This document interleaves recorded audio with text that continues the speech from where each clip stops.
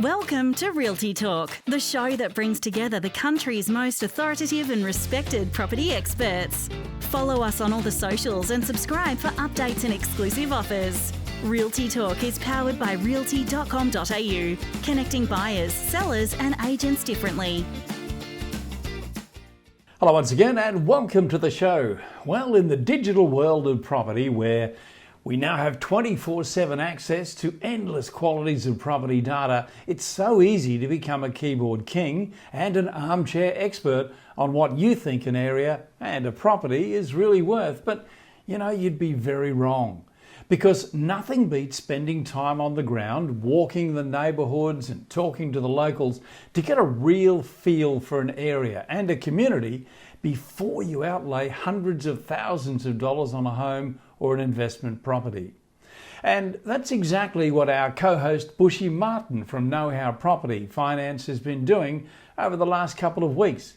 So I thought we'd dive right into it, find out where he's visited and what he's found. We're going to list and talk about the 34 that he's unearthed in Tasmania, Victoria, New South Wales, South Australia and Queensland. So strap yourself in, get your notepad ready, because Bushy and I will return in just a moment.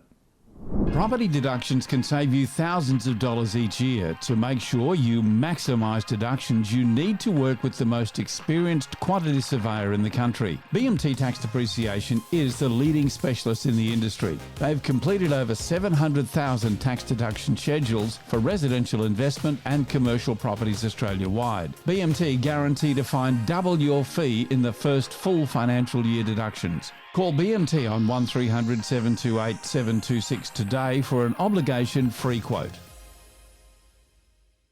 Well, hello and welcome. And as I said in the introduction, if you think you can invest in property without getting your boots on the ground, you've made one hell of a mistake. And the man who can take us through that journey, he's been on a journey himself. Did you go with Sonia, mate? I did, mate. Yeah, we've been doing quite a bit of travel in recent times right around the country, mate. Yeah. So pretty keen to share some of that. Yeah, when you were telling me that you did it, I thought it would be a great idea for us to sit. And thank you for doing it, by the way. I know there's a lot of work goes into this and you're going to be giving us a lot of information, but we really appreciate you doing it. Mate, tell me the importance of these road trips to you. Yeah, well, you've touched on one of them, mate, because as you and I both know, in the current world, we've got such great access to digital data and all of the different websites and whatnot that fool you into thinking that you know what an area and a property looks like. And it's a great start. It certainly gives you some of the key info, but there is nothing like getting your boots on the ground to really get a sense of what the local community's like, what the perceptions of different areas are. It might look great on paper, but if the locals think that area is a no-go zone for whatever reason, then you've got to take that on board, and you don't know that unless you're walking the streets. Yeah. But also the topography and the climate and everything else, you really don't get a sense of until you're on the ground. But probably the two major reasons we're going on this sort of road trip exercise, Kevin, firstly, the business and an investor level is really to verify the old exodus to lifestyle migration that we've heard so much about since COVID. And to really, really check in to see whether it's a lasting exercise or whether it's a bit of a flash in the pan. But at a personal level, Sonia and I are both at that sort of, privileged point in our life journey, mate, where we're now looking for a forever home destination to cover us for at least the next 10 years. And because of our family situation, we've pretty much got the freedom to be able to live anywhere. So it's given us a great opportunity and a great project, both as almost a personal hobby, but also feeding intelligence into what we do business-wise to get a real feel for where the opportunities are and the right sort of locations are around the country, Kevin. Well, mate, I'm going to ask you to go through some of those locations. Well, we'll go through all of them. I tallied them up, by the way, too. There's almost 40 that we're going to cover in this show. So, well done. And I've got to say, you and Sonia went to some really nice spots that, when I looked at them, I thought, yeah, this looks like this is really tasty. So, mate, just tell me region-wise what we're going to cover in the show. Yeah, so fairly simply, there's a bunch of areas that we've been looking at. So, as you know, Kevin, over the last 3 years, we actually put temporary roots down into the Mornington Peninsula around Balnarring, and that's a beautiful part of the world. We're currently domiciled here in the Bellarine Peninsula in Point Lonsdale, which is another awesome spot. But the travels that we've been taking, that we started as soon as the COVID shutters rose and we could jump back on a plane, we've covered the northwest coast of Tasmania. We've had a good look at the southwest Yarra Ranges and the Dandenongs close to Melbourne. We've spent some time out in the Great Dividing Range foothills in Spa country up there in the Hepburn region. And the good old Adelaide Hills have certainly been a destination that we've always enjoyed. And then just in the last couple of weeks, we've spent some time up in northern New South Wales, given the significant changes to stamp duty that's really going to open up that area. So we've been in the car from Yamba right through to Byron Bay. And an area that we've really enjoyed, Kevin, is the southeast Queensland Gold Coast hinterland up and around the Tamborine Mountains, mate. Just a beautiful part of the world. Yeah, now, that's what we've done already. The areas that we haven't yet done, and I haven't probably spoken to you about this, we're going to have a good look at Gippsland and eastern Victoria. That's nice. I've spent a lot of time down there. Yeah, and there's some opportunities given the the fear factor around the bushfires and whatnot. The price points are pretty good down there. But also, we're going to have a good look at some areas in New South Wales around the Kangaroo Valley through to Jervis Bay, and then north from the Hunter Valley through to Port Macquarie. And we're even going to jump on a plane and go over and spend some time in Western Australia, having a look at that southwestern sector between sort of Rockingham to Bunbury and down to Margaret River. Yeah, a nice bit of country over there too. And if you get the chance, head up north, up the western coast there. There's some fabulous beaches, mate. I mean, I know it's probably not going to be what you want to do, but it's great country.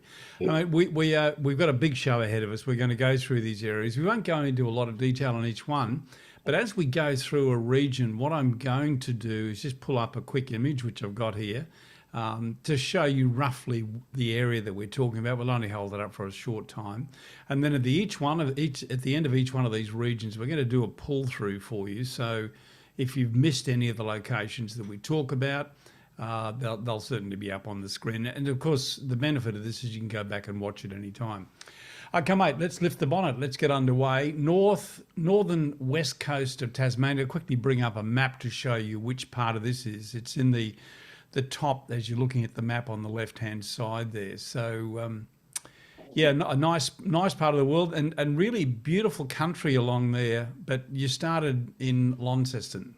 Yeah, we did. And what we love is generally about the northwest coast of Tasmania, Kevin, is that it's got lower price points relative to the mainland. Very strong growing economy in that neck of the woods. Very strong population growth because there's been quite an exodus from the mainland over the last couple of years. And of course, it's right in the heart of marginal seats federally, which always gets the boiled lollies when it comes to infrastructure and projects and improvements.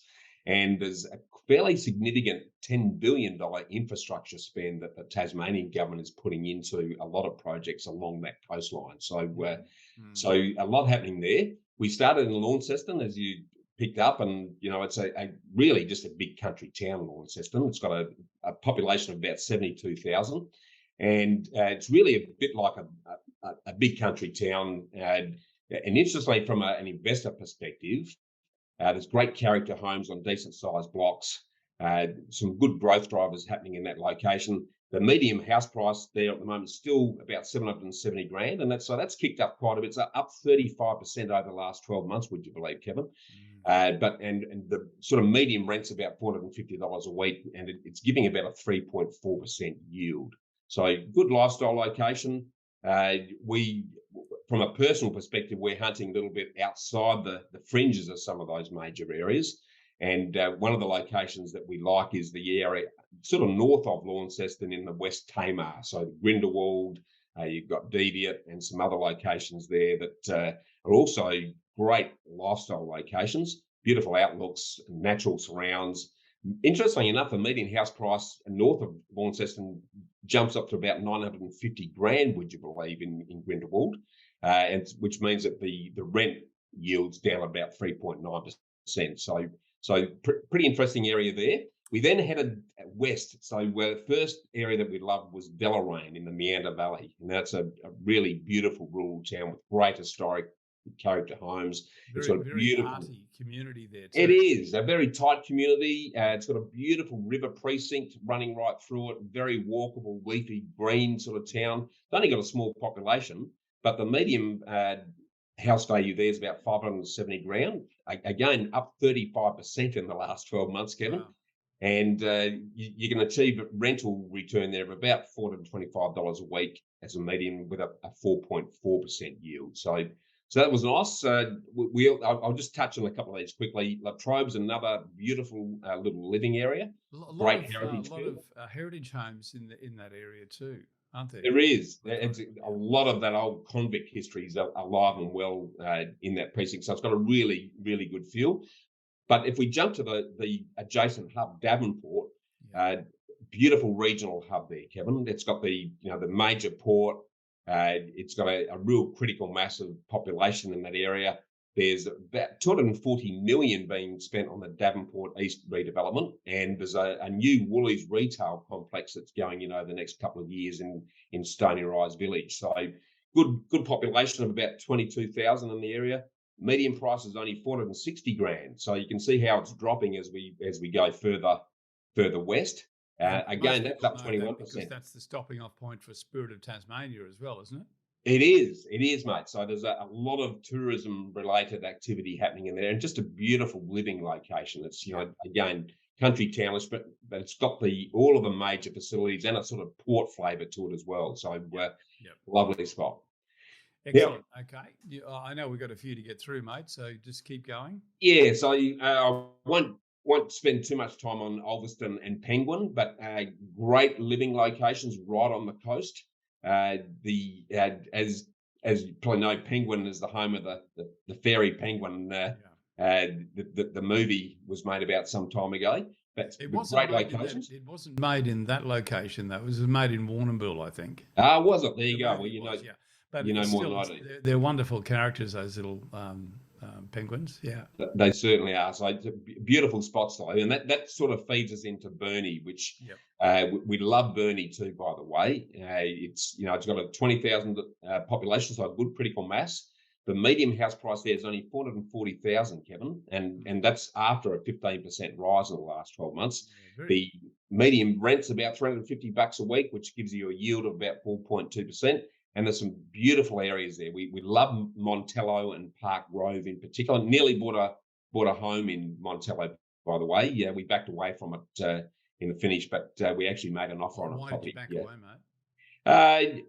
I thought they were asking too much for it, given the context of what was happening, and we're not emotionally engaged. So good move. Been around long enough to know that there's plenty of properties out there. If it doesn't fit the bill, you keep looking.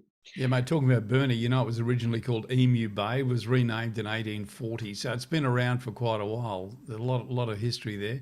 Well, you went on to Wynyard and Stanley. Yeah, so we're getting way west there, but Wynyard is another nice spot. It's actually got the regional airport in Wynyard, so everyone going to Burnie flies into Wynyard, so that's a great feeder. And we actually flew from Melbourne to Wynyard to spend some time down there at a separate trip. And Stanley, of course, great little tourism town. It's the home of the nut. It's got this great big rock that stands out that everyone talks. It's got a little ski lift that goes up the side of the nut. But a great little tourism town, perhaps a little bit too isolated, though, in terms of both living and investment opportunities, Kevin. Okay. Wynyard, you mentioned Wynyard just by way of interest. Did you know that has a great convict history? In fact, the town itself was established by 3 ex-convicts. So right. a lot of good came with those convicts, I got to tell you. Mate, I'm a first fleeter, Kevin, and our family came out under the deck with manacles on their wrists and ankles, mate. So I'm a very proud convict. Yeah, look at you, Bushy, hey? Go for it. All right, mate, let's get on to, we're going to take a break shortly, but before we do, we've got a couple of more areas we want to go through. Let's jump across to Victoria, southwestern Yarra, the ranges there. Well, mate, the Dandenongs and the hill country up there is just beautiful. I mean, it's really got the best of both worlds. Kevin's got the rural living, but still very close to be able to commute to the city. beautiful evergreen forests, everything surrounded by green. You've got the old puffing billy steam train that toots along the route from Belgrave right through to Cockatoo. And there's a massive spend going into that area at the moment. So there's about 250 million being spent on a big telecommunication satellite towers rollout, as well as a massive broadband rollout. So that in conjunction with $150 million spend on road sealing is really going to open up that area. So they've got strong values there now, but they're only going to get better as time goes forward. There's a bit of gold in that area too, but it's all been fairly well mined, I think. You went to Emerald, I noticed. We did. Emerald's a beautiful spot, mate. The really good rural community, really well serviced. It's got a Woolies. The medium house price there now, mate, is $1 million in Emerald. Again, up nearly 20% over the last 12 months. Only gives you a yield of 3.1%. So probably not a good investor spot, but a beautiful location right next to Abbotsleigh, which again we made an offer on a property there as well in Abbotsleigh, but we backed out because the building and pest report came up with some footing issues that we weren't comfortable with. Yeah, there's a lot of subdivision happening in Abbotsleigh, isn't there? There is. The old golf course has been converted into a subdivision, Kevin. So there's a fair bit of additional supply that will go into that area in times moving forward. But again, just a beautiful living spot. We also had a good look at Belgrave, and it's only got a fairly tight population, but the medium house price drops back to 840 grand in that location. Fairly hilly sort of territory, but a reasonable rental yield. And then in the same area, Monbulk is definitely worth a good look. It's the old fruit factory country from way back, but some really good properties in that area. Medium house price about 855 grand, again up 15% over the last 12 months, and they'll give you a rental yield in that area about 3.2%. But lovely parts. And then without going into too much detail, we spent some time in Sherbrooke, which has got that magic forest in the area, and then Linda and Sassafras. They're just, everyone from Melbourne used to holiday in Sassafras and the Linda back in the 1800s. So it's got that old Victorian charm and beautiful gardens, and just a lovely part of the world, Kevin. Yeah, we've got to protect areas like that too. It's listed as endangered in that area. Okay, I wasn't aware of that, but just a beautiful spot. It's just beautiful. And then Sassafras. Yeah, that's got that 19th century charm about it, with the old gardens and the white picket fences and lots of green. It's become a little bit. Tea while you were there? Yeah, well, mate, you've got to beat down the crowds. It's it gets really heavily populated over the weekends, and pretty hard to park in Sassafras. Linda next door, we actually enjoy Linda a bit more. It's a little bit quieter, but they're pretty close together. And just as I say, there's just some beautiful parts of the world. They're nice temperate climate. It's evergreen 12 months of the year. Just beautiful spots to spend some time. Monbulk, remember the jam factory? That was closed down, I think, only about 15 odd years ago. Not long ago, mate. And you can still see plenty of the fruit flavour right through that particular location, I must say. The roots are pretty strong, but it's a lovely spot, mate. The medium house price in Monbulk is around about the 855 mark. Fairly low yield from a rental perspective, but it's starting to get a little bit drier there compared to the other areas we've spoken about. But some good opportunity in that neck of the woods, because it's also taking advantage of the road upgrades and the infrastructure technology upgrades through the mobile phone service and the internet stuff, which is going to make it very, very livable moving forward. Okay, we'll go to another region in just a moment, the Great Dividing Range at the foothills there. But before we do, mate, I'm interested to know from you what criteria you're using when you're assessing these areas, but also the properties. Yeah, well, mate, I could do a show on this on its own, because there's about 50 odd criteria that we use from macro right down to micro. Some of the things that have recently come into the mix is probably what I like to focus on, and they are the sort of climate change shift drivers. So, we're deliberately now looking for cooler temperatures out of potential flood zones, because that flooding issue is becoming a persistent thing, and a lot of areas around the country. We also try and find locations that are about 30 minutes from a major transport hub. So, it makes the commuting side of things pretty easy. And in the context of what's happened in recent times, Kevin, with the COVID catalyst bringing forward anywhere between 3 to 8 years worth of capital growth, a lot of areas in the short to medium term are actually going to flatline. So what we are looking for are A-grade locations with A-grade properties, and that's only about 5% of properties that you're actually finding, where 80% of the growth is going to come from the location, not the property itself. And using what we call a macro, micro, micro approach, we're looking for areas that are going to have strong ongoing growth drivers. And I like to refer to them as that 3 I's, Kevin. The growth I's are infrastructure, industry, and incomes. So you need new committed infrastructure that's going to continue to increase values. You need a diversity of industry and employment in that location, because that tends to attract people to it. And then you want strong and growing income, because people have got to be able to continue to pay more for properties for the property values in that location to rise. So they are really key. We focus obviously on regional hubs that have a critical mass of population, so that you're not sort of a one-horse town.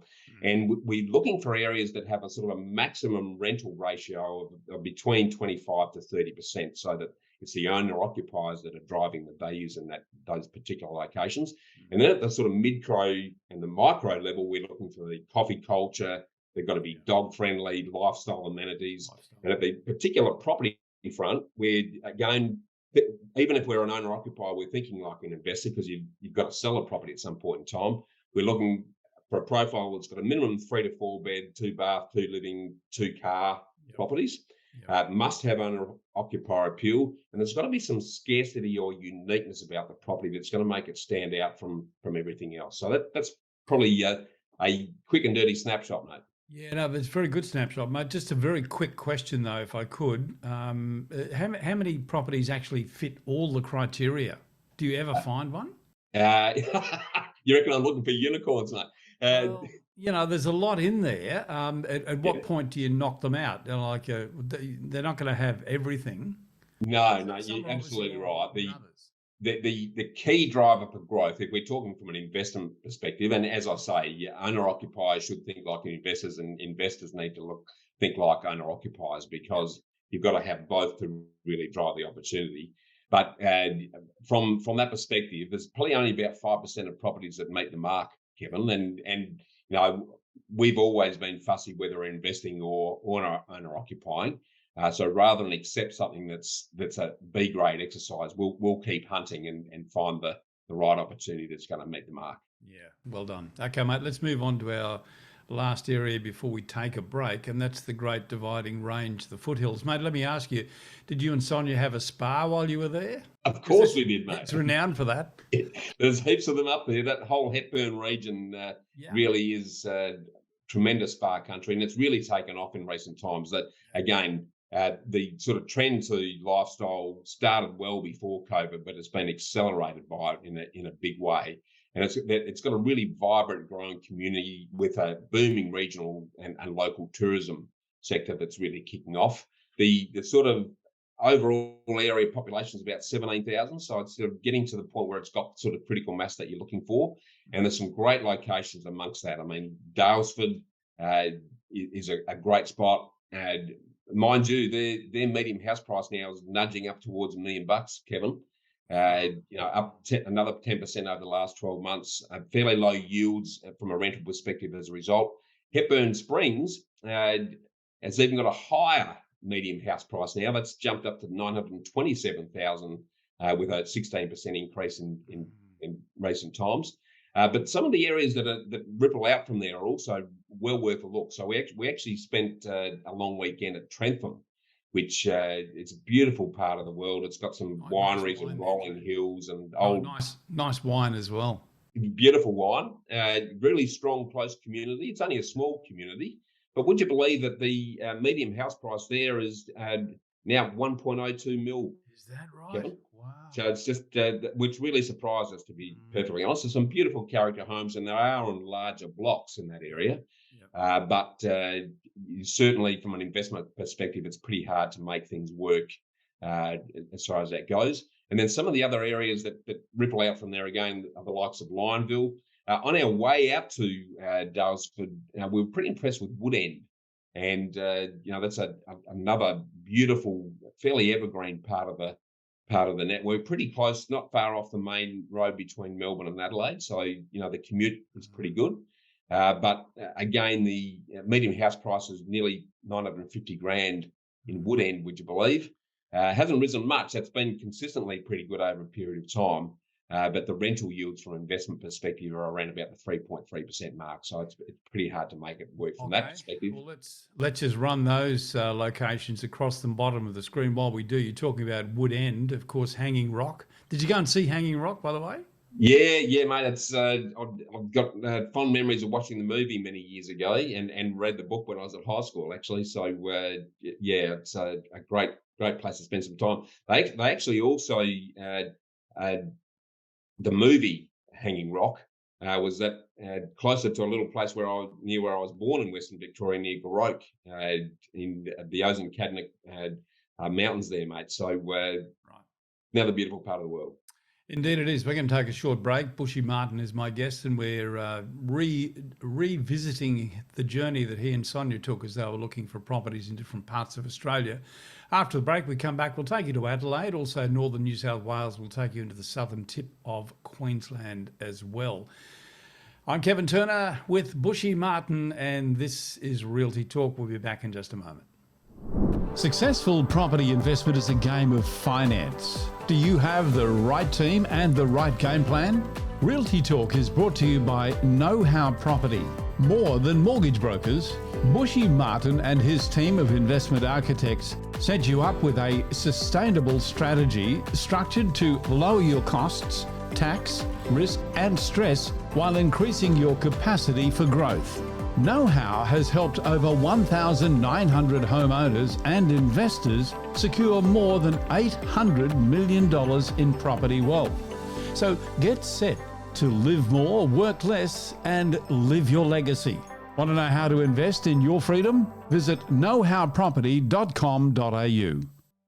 Welcome back, and my guest is, it's strange to say that because normally he's the host, but he's the guest this time. We've turned the tables on Bushy Martin, and a wonderful trip that Bushy and Sonia took in different parts of Australia as they were looking on behalf of a number of their clients and also for themselves what makes a great investment property. And so far we've looked at northwest coast of Tasmania, beautiful locations there, southwestern Yarra, the ranges, Great Dividing Range, the foothills. We're about to go to Adelaide Hills, another beautiful part of the world. You don't have to go too far out of Adelaide to find these locations either, Bushy. No, look, I love the Adelaide Hills, Kevin. As you know, we've spent a lot of time in South Australia over the last few decades. And what I love about the Adelaide Hills, with the new tunnel and the expressway they put through, from the likes of Crafers right through to Mount Barker, you're only 12 minutes from the edge of the city. Wow. So it's really opened up that area. But another beautiful evergreen location with rolling hills, and it's just a fabulous place. Some awesome wineries up in that neck of the woods. And we were actually living in Clarendon prior to COVID, which is just south of the areas that we're going to talk about today. But again, just a hidden secret. Only a stone's throw from the city. They've got great lifestyles and growing locations, so some good spots there.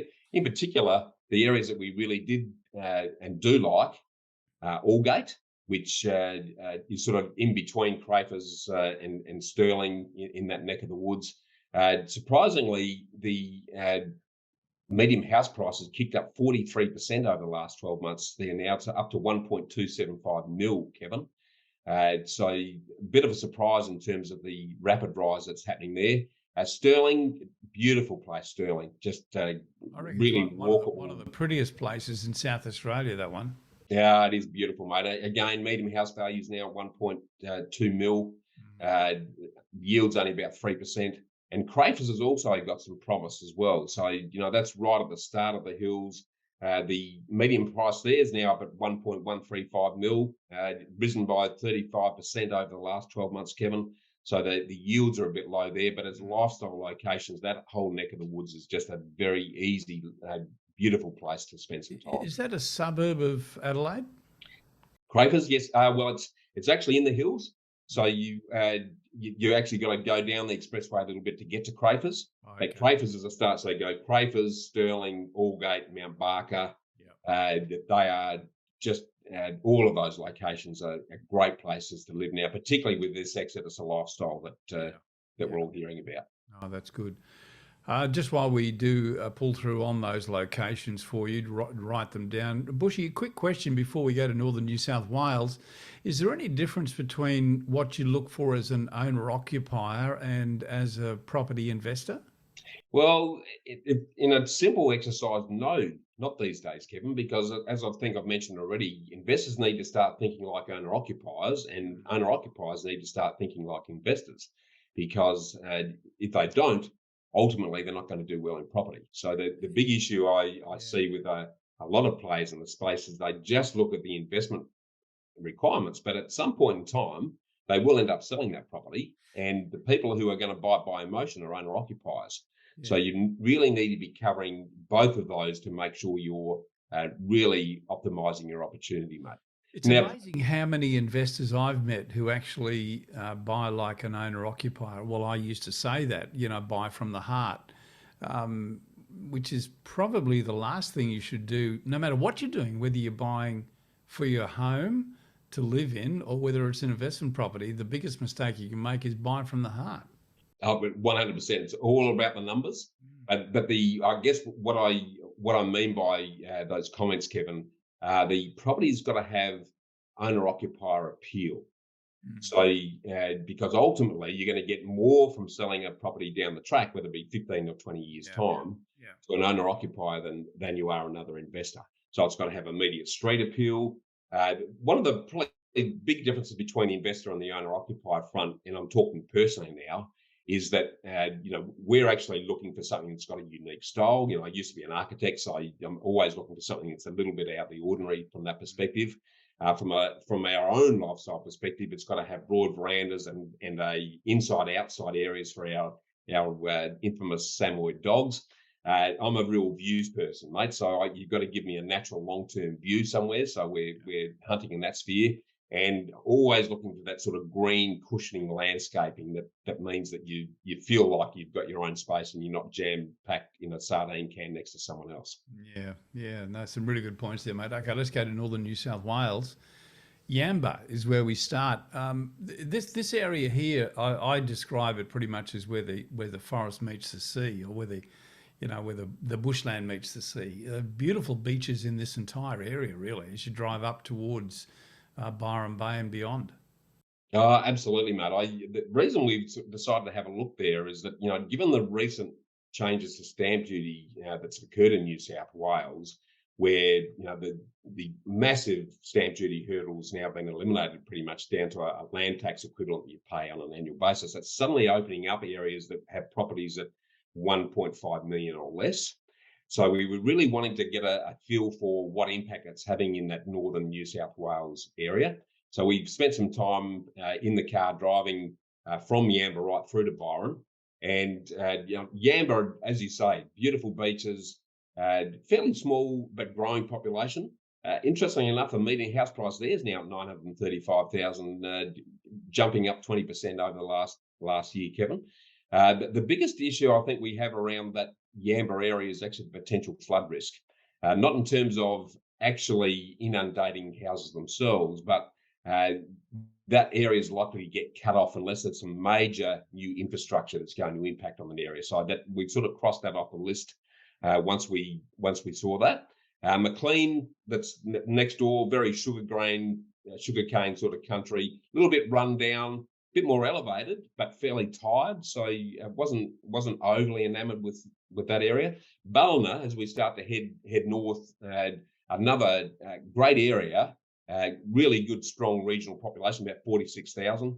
The medium home value is about 990 grand, and again, that's risen just under 20% over the last 12 months. But there's a bit of an aging demographic there that I think is going to ultimately limit growth from an investment Yeah, perspective. do you think so, or is it like, will it be rejuvenated? Because I think Ballon has always had that, that older lifestyle appeal, but it is the gateway for tourism. Like as you're coming up the coast, that's really where it starts. Yeah, yeah, absolutely right. Yes, we're expecting that. Spent a bit of time there, and it's certainly got that ongoing potential. At the moment, it's still very much an aging demographic. We had breakfast there, and we were the youngest people sitting there by about 20 years, Kevin. So, You were and nice I'm and not early. You young. were probably the first ones there too, were you? That's right. Exactly right. Yeah, So that was interesting. But one area that was a bit of a surprise to us, had a great vibe, was Lennox Head. oh Uh, yeah, yeah. just a The beautiful beach spot. is fantastic. Then Oh, and it's got a really vibrant buzz about it, Kevin. yeah, We were pretty surprised by it, but it's been reflected in the property values because the median house price there now is 1.6 mil, Kevin, and that's jumped just under 30% over the last 12 months. So the yields there are rubbish. You can get an yeah. average rentals about 820, but that's about a 2.8% yield. So you're going to struggle to make it work from an investment perspective. But a great lifestyle location. You can feel it. You know how you go into an area, you can feel that it's on the move. Lennox Head is definitely there. We also spent a good few days in Byron Bay, which that shire has a spread of about 36,000 population, so a really good, strong critical mass. Yep. It's still got that sort of hippie, spiritual, surfy holiday vibe that goes with it. But there is a real energy about the place. But again, it really reflected in the house prices, mate, because the median there is 3.1 mil. Would you believe, in Byron Bay now? I can believe And that. Mate, is that where Strop has his pub? yes, it is. Yeah, exactly right. That's exactly right. Does he still own the pub there? I'm not sure, to be honest with you, mate. I'm not sure on that front, but it's certainly got a buzz. It's a very expensive place to invest some dirt in now. But a little hidden secret, a little bit further into the Northern Rivers region, is Pottsville. Yeah. And I really think that's set for some pretty good growth in the short to medium term. It's already happening there, I think, mate. Yeah, right. Well, yeah, you're it probably this closer to it than I am. Yeah, there's a lot of development coming out from the ocean. I mean, it was all done around the mouth of the river there, which is really where Pottsville grew from. But they've now opened up a lot of land in behind that, and that's where all the development's happening. So Got it. that area's got in for a huge amount of growth, I think. Did Yeah, you I find totally anything there agree. you liked? Yeah, but there's some, because as you say, there's the sort of coastal areas and then the rural areas. So there's some good pockets in and amongst that. The medium house value is already at 1.5 mil, Wow. and that's jumped up 36% over the last 12 months, Kevin. So that really is some movement in that neck of the woods. But it definitely does have some potential in that regard. Yeah, well, let's do a pull through on those locations. You mentioned while that's happening, we're just pulling up those locations for you. You mentioned Lennox Head. Last time I was there, Bushy, the thing that struck me was that it's a lovely spot, beautiful beaches, but not quite crowded, not as crowded as some of the other areas. Is it still like that, or is it improving? Well, we spent some time there on a weekend, so that's normally when you've got a lot of people buzzing around. The restaurants were full, and there was a reasonable amount of activity. It wasn't over the top though, Kevin. So I sort of like the pace and the feel of that area. I think it's be a great place to put some roots down. Very relaxing. Yeah, you got to have a bit of coin in your back pocket when you go on holiday there. That's for sure. Yeah. Hey, let's finish our journey, and we're going to go to a beautiful part of southeast Queensland as you overlook the Gold Coast Strip. You can do that from Tamborine Mountains. A beautiful drive up there, lovely and cool. Lots of nice little areas as well, Bushy. Anything Totally, mate. you enjoyed? I absolutely fell in love with the Tamborine Mountain, mate. I haven't been there before, actually. I've always heard about it. And if you haven't picked up the theme already, if you look at those locations from a personal perspective, we really are looking for something that's a little bit more temperate, evergreen. Yes. Tamborine Mountain is that and more. Absolutely. That sort of hinterland area. It's 5 degrees cooler than the Gold Coast. So from someone like me who's got a dodgy thyroid who breaks out in the sweat at the drop of a hat, it certainly had some appeal from that perspective. There's only 3 roads into Tamborine Mountain up the hill, so that tends to contain it fairly well, and it means that they've got a very tight community. So the community feel there was very impressive. The reason why we sort of decided to look in around southeast Queensland in that sort of vicinity was that, given that the Queensland government's now reversed their interstate investor land tax changes, we're pretty confident that there's going to be a resurgence, because southeast Queensland's been poised with potential for a long time, Kevin. It's, I've been saying for years that southeast Queensland is a place to be. Just when I thought it was about to take off, the Queensland government sort of made that nonsense statement around investor land tax, which is now gone. But I can say with some real confidence that the area right through there is ready to kick off, mate. It's just a beautiful spot. If we look close to the Gold Coast, we spent a bit of time in Maudslin, and there's a beautiful gated community there called Riverstone Crossing. Some beautiful properties in that location. The medium house price is only about $890 through there. It has jumped 22% in the last 12 months. The yields are pretty reasonable, 4.7% yield. You can get a $700 a week median rent in the area, so that's good investor territory. And it's sort of starting to slope up, and there's some, just some great outlooks and some great facilities around like Coomera River area. But Tamborine Mountain, mate, it's just a drop-dead gorgeous spot. Beautiful views, stunning rainforest, great community. And the median price there is still only $925. Because, we're talking big land lots generally. So some great opportunity there, I think. And given the fact that it is landlocked, that'll put some upward pressure because of the limited supply. Yes. And people who are looking for that sort of a change are good. Some of the internet connection and mobile reception is a bit patchy, so you need to be fairly selective about where you decide to put the roots down there. And the only way you can do that is to walk around with your phone to find out and do speed tests. Yeah.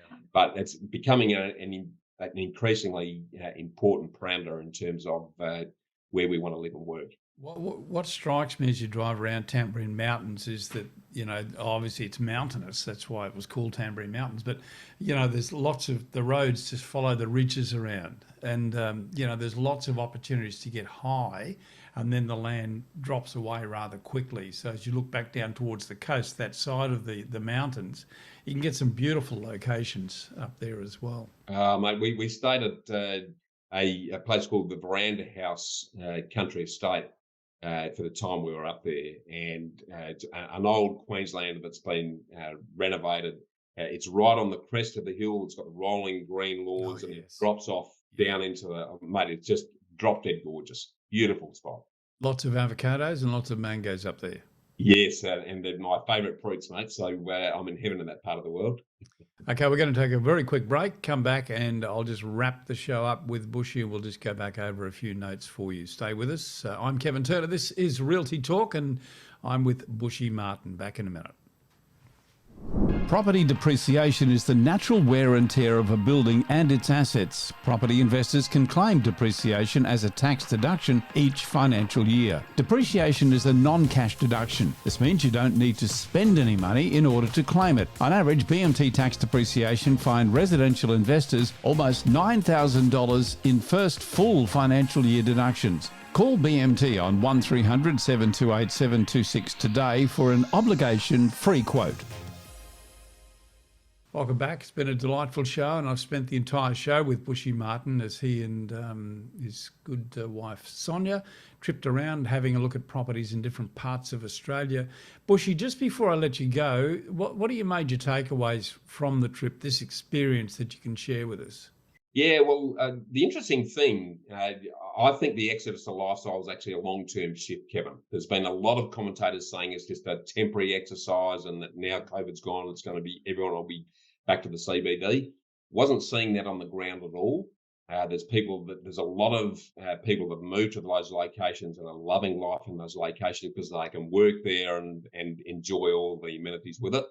The other couple of takeaways, I think, is that it really reinforced to us the massive difference between desktop research and actually having the boots on the ground. Yeah. There was areas that we thought were going to be great that weren't, and there were others that we didn't think were going to be much, and we were quietly surprised. So that was pretty important, and it just reinforces the need that you can only get a sense of the community, the local perceptions, the topography, and the climate if you're actually in a car or walking the streets. And then the final thing that I think I just want to reinforce, Kevin, is that there's a much bigger need and a flight to quality now. Given COVID's raised the tide for all property over the last couple of years, there's a much bigger need now to focus on A-grade locations and A-grade properties, and they must be investment grade but have that owner-occupier appeal we talked about. So that'll be the key takeaways, mate. Fantastic, my friend. Thank you so much, Bushy. I'll let you get back in the chair next week. But mate, I really appreciate you giving us your time to share this wonderful knowledge with us. Good on you, mate. Yeah, I appreciate your time, mate. It's been a lot of fun, and we've got a few more destinations to go. So happy to come back and have a similar conversation sometime next year, mate. Yeah, I'm out of the practice of actually doing the close and thanking everyone. So who do we normally thank, mate? We, of course, BMT Tax Depreciation. They're a great supporter of ours. They are. Also, just like to do a reach out to realty.com.au, of course, Kevin, Apiro Marketing and DM Media for their ongoing support. And also just want to remind people that you need to jump on the realty.com.au homepage and make sure you subscribe to the show. But also, while you're there, make sure you check out one of Australia's most extensive range of property for sale. With, correct me if I'm wrong here, but I think there's about 7,000 agents nationally that are listing properties there now, Kevin. And I know myself from my own hunting, I've been finding properties there that haven't been listed anywhere else. So we're well worth spending some time there. Good on you, mate. That's realty.com.au. So, hey, Bushy, thank you so much. And I must catch up with you sometime and talk about Property Hub too, because that's, where our show, this show and Bushy's show, you'll find them if you subscribe to Property Hub. Best place to do that, Bushy? Yeah, that's really anywhere that you're listening to podcasts. So Spotify, Google, you name it, on all of those services, just search for Property Hub. And if you subscribe, then you're going to get every show of Realty Talk as well as the Get Invested episodes each and every week. Well done, mate. That's why we pay you the big dollars. So you do it so well. If only people knew, hey? You've been a great teacher, mate. Don't you worry about that. Good on you, Bushy. Good talking to you, mate. Thanks for the experience, and we'll talk again soon. Thanks, Kevin. Miss something in this week's show or want to catch up on past shows? Do it anytime at realty.com.au, where we connect buyers, sellers and agents differently.